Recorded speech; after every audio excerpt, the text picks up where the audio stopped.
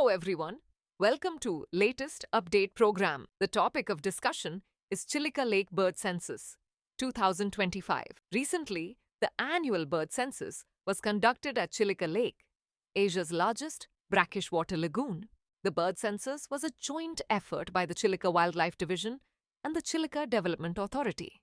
This year's midwinter bird survey recorded 1,127,228 birds of 196 species. Now let's discuss about key findings. Gedwall were the most numerous species cited, with a count of 2,01,926, followed by northern pintails, 1,93,394, and Eurasian widgeons, 1,54,937. Greater flamingos also saw a significant rise in numbers, with 2,638 recorded this winter compared to 820 last year.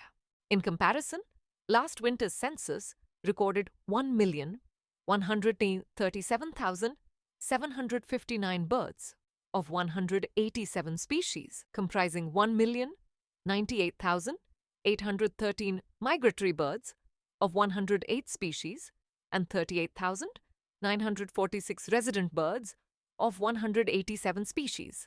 79 species. In 2023, 1,131,929 birds of 184 species were recorded, including 1,093,049 migratory birds of 105 species and 38,880 resident birds.